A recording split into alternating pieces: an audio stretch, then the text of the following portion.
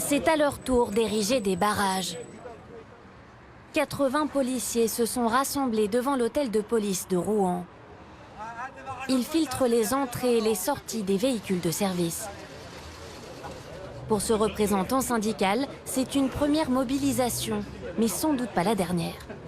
Acte 1 aujourd'hui, on bloque le commissariat. Les collègues ne sortent uniquement que sur appel 17, sur réquisition. Et sinon, c'est service minimum. Et je peux vous dire que si on n'a pas satisfaction, il y aura un acte 2 et ça sera beaucoup plus virulent. À l'image des Gilets jaunes, les policiers veulent se faire entendre. Leurs revendications ne sont pas nouvelles. Manque d'effectifs, de moyens et des conditions de travail qui ne cessent de se détériorer. Cette gardienne de la paix s'occupe du suivi des dossiers et des plaintes. Elle n'arrive plus à répondre aux personnes en détresse. Malheureusement, quand on sait qu'il y a 10 plaintes derrière qui attendent, on ne peut plus les traiter comme on devrait les traiter, avec l'écoute et la qualité, on ne peut plus faire ce travail-là. Comme à Rouen, plusieurs commissariats sont restés fermés partout en France. Rideau baissé dans le 14e arrondissement de Paris. À Mérignac, en Gironde, le groupe d'appui judiciaire est aujourd'hui inopérant. Interdit de manifestation par le droit de réserve, les policiers posent de dos, comme ici à Mantes-la-Jolie. Le mouvement s'étend aussi aux aéroports. À Roissy, la police aux frontières s'est mobilisée en soutien. Elle pratique la grève du zèle. C'est justement un contrôle accru en fait, des documents de voyage, des titres de transport et des pièces d'identité des voyageurs qui entrent dans notre pays ou qui veulent sortir du territoire national.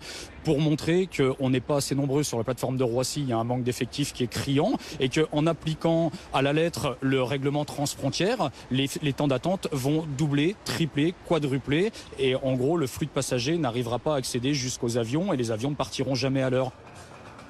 À Orly, les retards atteignent même jusqu'à 4 heures pour certains vols.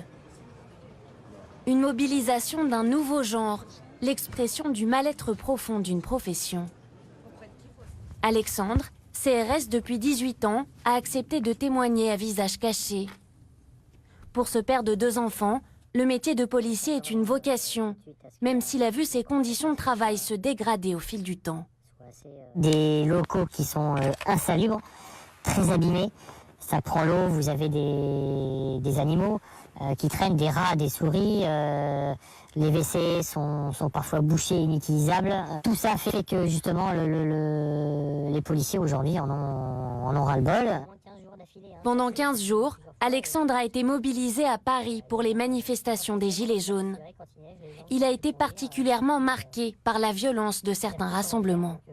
On a servi de cible pour justement satisfaire une colère du peuple qui est plus que grandissante. Et au bout d'un moment, on n'a pas envie de servir de char à canon pour se faire tuer.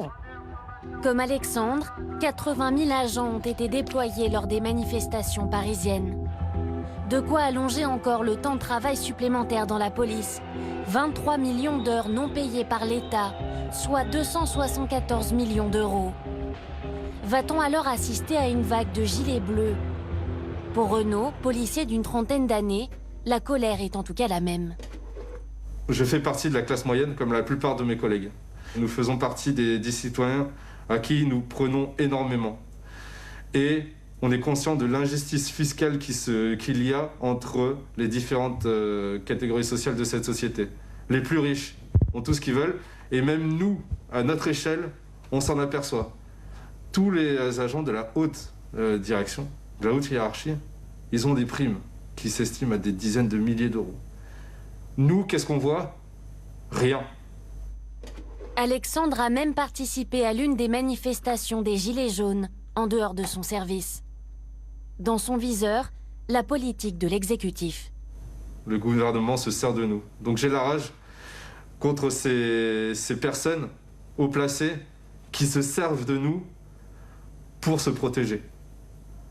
Je pense au ministre et je pense au président de la République qui a montré qu'il n'avait pas du tout les épaules pour pouvoir diriger un pays tel que la France.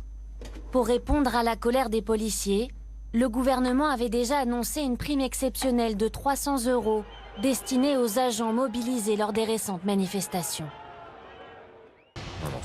Près de 6 heures de négociations, parfois tendues, et un accord signé entre les syndicats de police et le ministère de l'Intérieur, permettant aux fonctionnaires de bénéficier dès janvier d'une hausse de salaire. C'était je dirais, le point d'achoppement. On n'aurait pas signé s'il n'y avait pas d'avancée, d'amélioration du pouvoir d'achat des policiers. Aujourd'hui, c'est fait. Il faut dire qu'après d'âpres discussions, après avoir été à la limite par moment du point de rupture, on a obtenu ce soir, véritablement, on peut considérer une avancée. Dans le détail, les policiers ont obtenu 40 € de plus sur leur allocation de maîtrise sur leur fiche de salaire du mois prochain. Elle sera ensuite revalorisée de 30 € en juillet, puis à nouveau de 30 € en janvier 2020. Autre avancée, l'indemnité suggestion spéciale police. En clair, la prime de risque augmentée de 1% en début d'année et d'1,5% la suivante. Au total, cela donnera une hausse nette moyenne en un an de 120 € jusqu'à 150 € pour les plus hauts gradés. C'est assez conséquent, mais on avait besoin de quelque chose de conséquent. Pour nous, négocier pour les policiers quelque chose qui aurait été inférieur à 100 €, c'est inconcevable. On ne l'aurait pas fait. Sur le long terme, les syndicats ont obtenu l'ouverture d'un plan de réorganisation en janvier pour traiter notamment la question du stock et du flux d'heures supplémentaires des policiers.